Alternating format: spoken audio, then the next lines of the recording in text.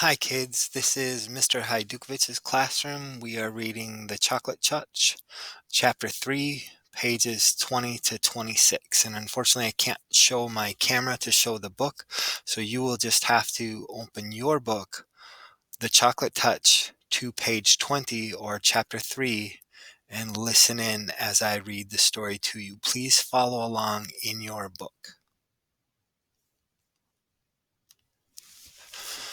Chapter 3. The birds were chirping in the tree outside John's window, and the sky beyond was deep blue. The bedroom door opened a few inches. "Hey, Sleepy," Mrs. Midas called. "Everyone else is up." John put on his bathrobe slippers and ambled to the bathroom. His sister Mary was still brushing her teeth, and he had to wait until she finished. "Come on, Mary," he said a little crossly. "Don't take all morning."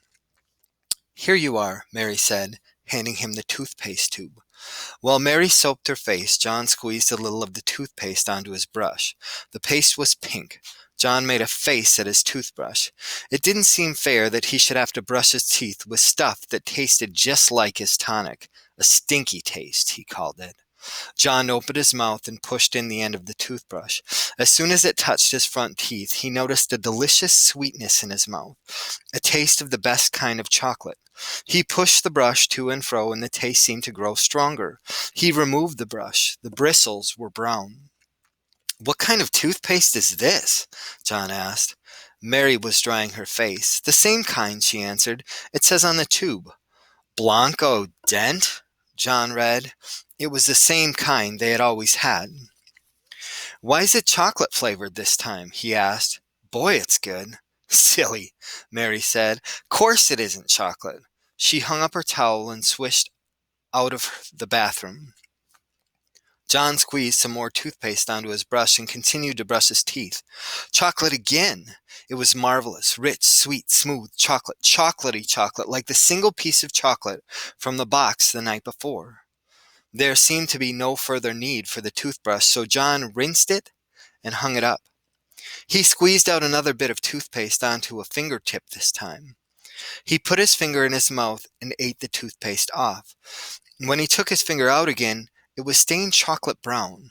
John wasted no more time. He put the end of the toothpaste tube into his mouth and emptied the paste onto his tongue. It squeezed out like thick, creamy chocolate. Mary looked into the bathroom. "Hey, what are you doing?" she demanded. "Yummy," was all John said. John and Mary were a little late getting to the dining room, and Mr. Midas was already on the way to his train when they sat down at the breakfast table. "John ate up all the toothpaste," Mary told their mother. "Oh, you sneak," John whispered. "Well, you did," Mary reminded him. "And that's a waste. Isn't it a waste, Mother, to eat up all the toothpaste in one day?" Mrs. Midas was serving their orange juice. "Mary, really," she cried. "I'm sure John was only joking. He must have been pretending to eat the toothpaste." "No, he wasn't," Mary insisted. "I was watching, and I saw him squeeze it right into his mouth. He said it was chocolate." "Oh, dear," protested Mrs. Midas. "Chocolate again. Now I know it was just a joke. He just wished it were chocolate, Mary. Come now, drink up your orange juice, both of you. Your bacon and eggs will be ready in a minute." As Mrs. Midas left the room, John took up his glass of orange juice and put it to his lips.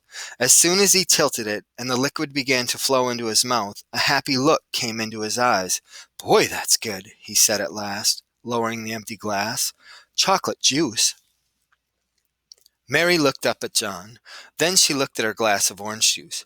It was bright orange color. She tasted it. It tasted like orange to her. "It is not chocolate juice," she said. "It's orange juice. Orange juice is good for you."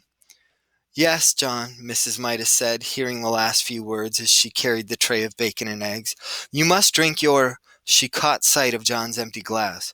"John," she said, "you good boy. That's the first time in ages you've finished your orange juice without having to be told." "It tasted of chocolate," John explained. "All right," Mrs. Midas said, "very funny. But don't tease Mary too much. Remember, Mary's younger than you are." John silently picked up his fork and sliced the yolk of his fried egg.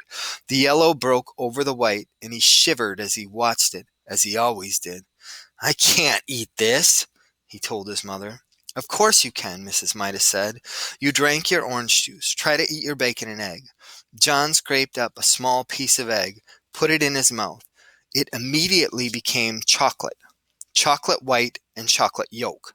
Both lovely, lovely chocolate. Mmm, John mumbled. Chocolate egg. In almost no time he had finished every scrap of egg on his plate. Then he tried the bacon. The bacon turned to chocolate too. John had never before enjoyed his breakfast so much. After the orange juice that had turned to chocolate juice in his mouth, and the fried bacon and egg that had turned to fried chocolate, he ate 2 slices of chocolate toast with chocolate butter and chocolate marmalade, washed down with a glass of chocolate milk. "I'm very pleased with you this morning," Mrs. Midas said, as she helped John on with his coat. "If you promise to eat your lunch at school as well as you ate your breakfast, I'll give you a dime to buy some chocolates with." "Oh, that's all right," John said. "I don't think I'll need it." Mrs. Midas looked puzzled as she waved goodbye.